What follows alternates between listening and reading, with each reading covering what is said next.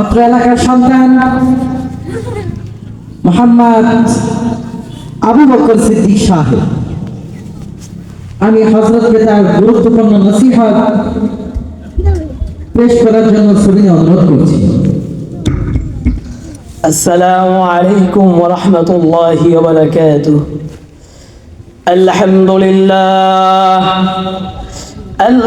لله رب العالمين والعاقبة للمتقين والصلاة والسلام على سيد الأنبياء والمرسلين صلى الله عليه وسلم تسليما كثيرا. أما بعد فأعوذ بالله من الشيطان الرجيم. بسم الله الرحمن الرحيم. قل إن كنتم تحبون الله فاتبعوني يحببكم الله ويغفر لكم ذنوبكم والله غفور رحيم.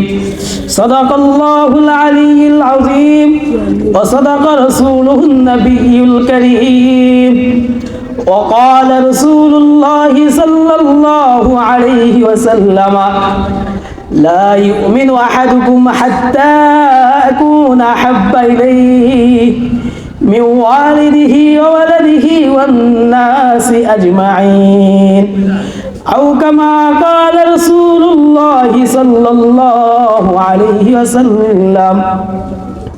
আমরা সকলে মুহাব্বতে ইব্রাহিম পড়ি।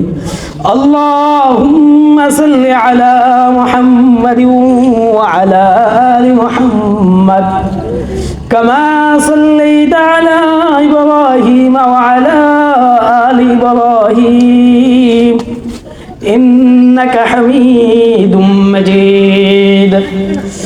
اللهم بارك على محمد وعلى آل محمد كما باركت على إبراهيم وعلى آل إبراهيم إنك حميد مجيد. قال رب اشرح لي صدري ويسر لي أمري واحلل عقدة من لساني يفقهوا قولي. قالوا سبحانك لا علم لنا إلا ما علمتنا إنك أنت العليم الحكيم. الحمد لمن قدر خيرا وخبالا، الحمد لمن قدر خيرا وخبالا، والشكر لمن صور حسنا وجمالا. لا ضد ولا ضد ولا حد لمولاه، الآن كما كان ولم يلق زوالا. توفيق صراطي ہے نعمتك خزینہ، ہر مرد لگا کی تہی ورہ نشانہ. اے بندہ خدا جہکار ان کی ملاقات، جلدی سے بیٹھے سنو حضرت کی نصیحات. আলহামদুলিল্লাহ, মহান রব্বুল আলামিনের দরবারে লক্ষ কোটি শুকর। আজকের ঐতিহাসিক আশরাফুল উলুম মাদ্রাসার বার্ষিক ওয়াজ ও দোয়া মাহফিলে আপনাকে আমাকে আসার জন্য বসার জন্য যে মালিক তৌফিক দান করলেন, এজন্য আমরা সকলেই সে মালিক আল্লাহ তাআলার দরবারে একবার কালিমাত শুকর আদায় করি। আলহামদুলিল্লাহ। আজকের মাহফিলের সম্মানিত প্রধান অতিথি ও প্রধান বক্তা সকলকে জানাই আমার অন্তরস্থল থেকে শুভেচ্ছা স্বাগতম। প্রিয় মুহতারাম, আজকে আমি আপনাদের মাঝে এমন একটি আয়াত তেলাওয়াত করেছি, তা হলো রাসূলুল্লাহ সাল্লাল্লাহু আলাইহি ওয়াসাল্লামের ভালোবাসা সম্পর্কে, এবং কি রাসূলুল্লাহ সাল্লাল্লাহু আলাইহি ওয়াসাল্লামের অসংখ্য হাদিস সমূহ থেকে ছোট্ট একটি হাদিস তেলাওয়াত করেছি, সেটাও হলো রাসূলুল্লাহ সাল্লাল্লাহু আলাইহি ওয়াসাল্লামের ভালোবাসা সম্পর্কে। কিন্তু মানুষ কখন কখন ভালোবাসে যে যাকে চিনে সে তাকেই তো মোহাব্বত করে, সে তাকেই তো ভালোবাসে। কিন্তু দেখা যায় আমি তো রসুলকে ভালোবাসি, মোহাব্বত করি, এটা মুখে দাবি করলেই তো চলবে না। এই ভালোবাসা তো তখনই হয় যখন কাজের সাথে তার ভালোবাসাটা কি সম্পৃক্ত হয়, তাকেই বলা হয় ভালোবাসা। এজন্য আল্লাহ তাআলা পবিত্র কালামুল্লাহ শরীফের মধ্যে বলেন, মানুষ মানুষকে ভালোবাসে, কার একটা ভালো গুণ, ভালো একটা সাইড দেখে মানুষ তাকে মোহাব্বত করে ভালোবাসে। আর আমার রসুলকে তোমরা ভালোবাসবা, এটা তো কোনো সাইনবোর্ড লাগালে চলবে না, এটা তো কাজের সাথে কি পরিণত করতে হবে। তখনই হবে কি আপনার আমার এই ভালোবাসাটা কি ফিট খাবে। কিন্তু দুনিয়ার সাধারণ ভালোবাসা, মানুষকে ভালোবাসি, এটা মুখে যদি আমরা বলি হ্যাঁ আমি অমুক মানুষটাকে ভালোবাসি, মোহাব্বত করে নিবে, সার্টিফিকেট দিয়ে দিবে, কিন্তু রসুলকে ভালোবাসলে এমনটি নয়। রসুলের ভালোবাসা তখনই হবে যখন এই কোরআন ও হাদিসের ভাষ্য অনুযায়ী আপনি আমার ভালোবাসাটা হবে, তখনই কি ফিট হবে আপনি আমার অন্তরের মধ্যে। প্রমাণস্বরূপ আল্লাহ তাআলা পবিত্র কালামুল্লাহ শরীফের মধ্যে বলেন, কুল ইন কুনতুম তুহিব্বুনাল্লাহ, কুল, আল্লাহ তার নবীকে জানায় দেয়, হে নবী আপনি দুনিয়া মানুষদেরকে সংশোধন করে বলে দেন, জানিয়ে দেন, ইন কুনতুম তুহিব্বুনাল্লাহ, যদি তোমরা আল্লাহ তাআলাকে ভালোবাসতে চাও, ফাত্তাবিউনি ইউহিব্বুকুমুল্লাহ, তবে তোমরা আমি নবীর অনুসরণ করো। নবী অনুসরণ করলে কি লাভ হবে? ইউহিব্বুকুমুল্লাহ, আল্লাহ তাআলা তোমাদের ভালোবাসবেন। আল্লাহর ভালোবাসা লাভ হলে কি হবে?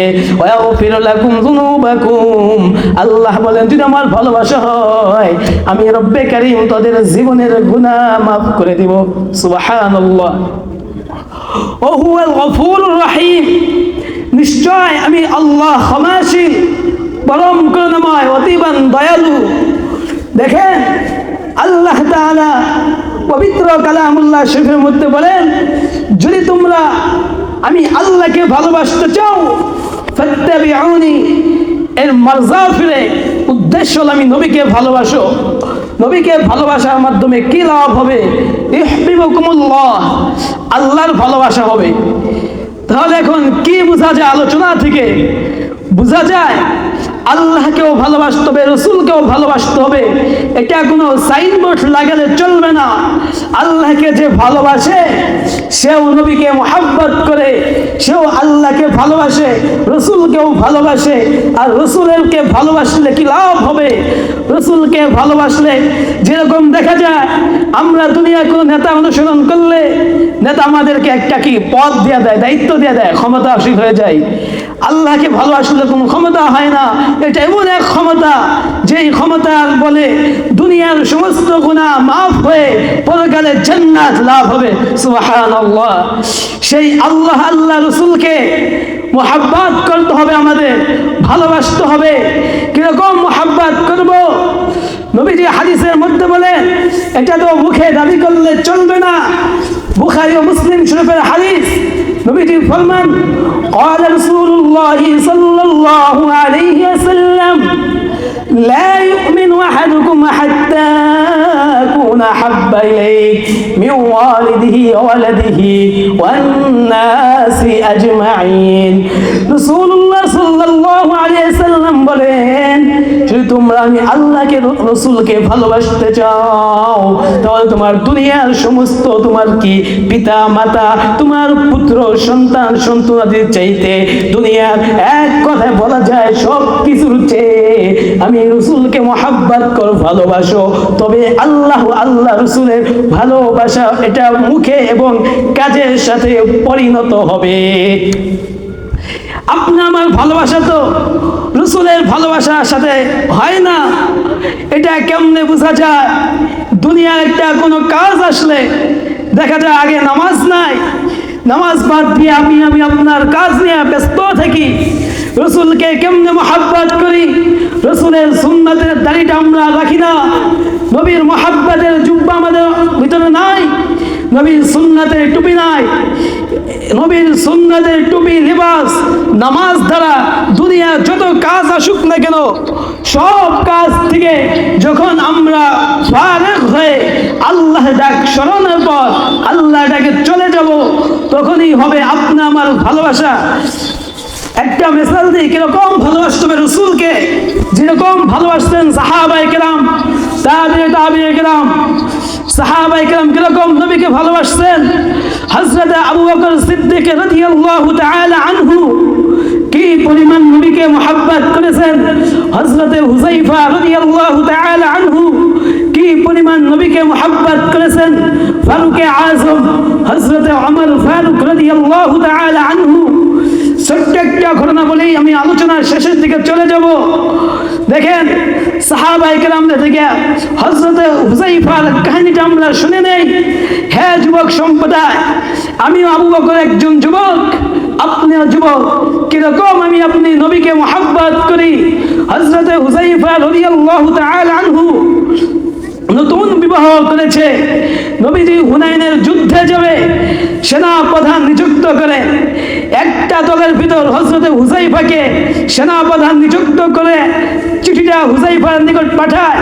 হযরত হুযায়ফা রাদিয়াল্লাহু তাআলা আনহুর নিকট যখন এই চিঠিটা যায়, হযরত হুযায়ফা রাদিয়াল্লাহু তাআলা আনহু কি পরিমাণ খুশি হয়ে যায়।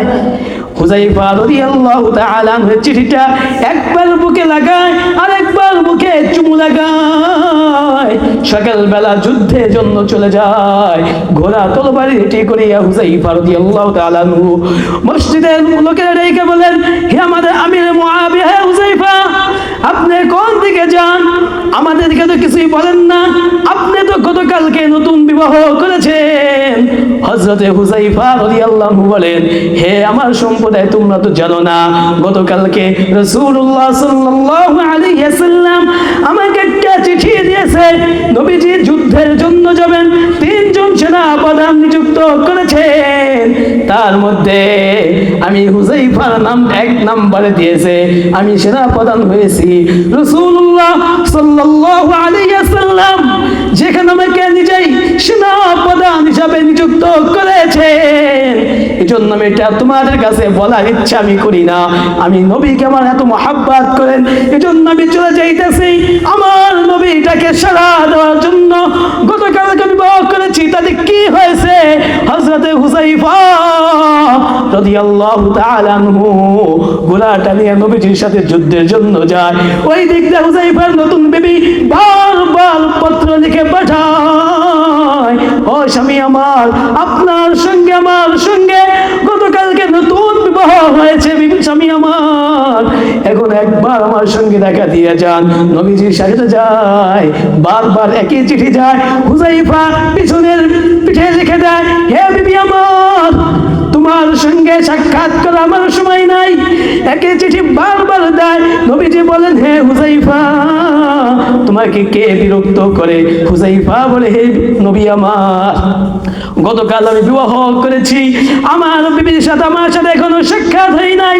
আমার বিবি লিখতেছে, হে স্বামী আমার, একবার আপনার চেহারাটা দেখতে চাই। আমার নবী বলেন, হে হুযায়ফা, তুমি কি শুনো নাই, কোন মানুষ বিবাহ করার পর একবার হলো কমপক্ষে বিবির চেহারাটা দেখা আমি নবীর সুন্নাত। এর যুবক ভাই, নবীকে কি পরিমাণ এরা মুহাব্বত করেছেন। হযরত হুযায়ফা নবীর পারমিশন পাইয়া তার বিবির সাথে দেখার জন্য আসে। বার শ্বশুর বাড়ি যাইয়া, হে বিবি আমার, কই তাড়াতাড়ি আসো, আমি তোমার স্বামী হুযায়ফা চলে আসছি। এবার হুযায়ফার বিবি হুযায়ফাকে পাইয়া এত পরিমাণ খুশি হয়ে যায়, বলে, স্বামী আমার, এখানে বসেন, আপনাকে একটু শরবত পান করাই। হুযায়ফা নবীর মুহাব্বতে বলে, হে বিবি আমার, আমার রাসূল আমার জন্য রাস্তা অপেক্ষা করতেছে, আমার রাসূলের কষ্ট হবে, তোর শরবত পান করা আমার সময় নাই। হুযায়ফার বিবি বলে, হে স্বামী আমার, তাহলে আপনি একটু হাত উঠান, আমি আল্লাহর কাছে দোয়া করব, আপনি একবার আমিন বলবেন, বলেন বলবেন কিনা? হযরত হুযায়ফা বলে, হে বিবি আমার, তুই আগে দোয়া করো, দেখি তোমার দোয়া কিরকম হয়। যদি আমিন বলার প্রয়োজন মনে করি আমিন বলবো, অন্যথায় আমিন বলবো না। এবার হুযায়ফার বিবি দোয়া শুরু করে দেয়, ইয়া আল্লাহ ইয়া রব্বে কারীম, আমার নবী 3 জন যুদ্ধের সেনাপ্রধান নিযুক্ত করেছেন। আমার স্বামীকে তুমি বিনা হত্যায়, মানে ওই কাফেরদের বিরুদ্ধে যুদ্ধ করে কাফেরদের মৃত্যুবরণ করাইয়া মুসলমানদের বিজয় করে দিবা, আমার স্বামী যেন জীবিত অবস্থায় ফিরে আসে। হুযায়ফা বলে, হে স্বামী আমার, হে বিবি আমার, তোর দোয়া বাদতে যদি আগে জানতাম এই দোয়া করবি, আমি কখনো তো এটাকে সাথে আসতাম না। হে যুবক ভাই, ঘটনা বলার উদ্দেশ্য আমার এটাই, তারা নবীকে কি পরিমাণ মহাব্বত করেছে। আজকে তো আমার আপনার অন্তরে মহাব্বত নাই, শুধু মুখে দাবি করলেই চলবে না। এইটা তখনই প্রমাণ হবে যখন কাজের সাথে আপনার সাথে এই কাজটা মিল খাবে, তখনই এর নামই হবে প্রকৃত ভালোবাসা। আল্লাহ তাআলা আমাদের সকলকে রাসূলুল্লাহ সাল্লাল্লাহু আলাইহি ওয়াসাল্লাম আল্লাহ তাআলাকে অন্তরে অন্তরস্থল থেকে ভালোবাসার তৌফিক দান করুন। আমিন। ওয়া আখিরানা আলহামদুলিল্লাহি রাব্বিল আলামিন।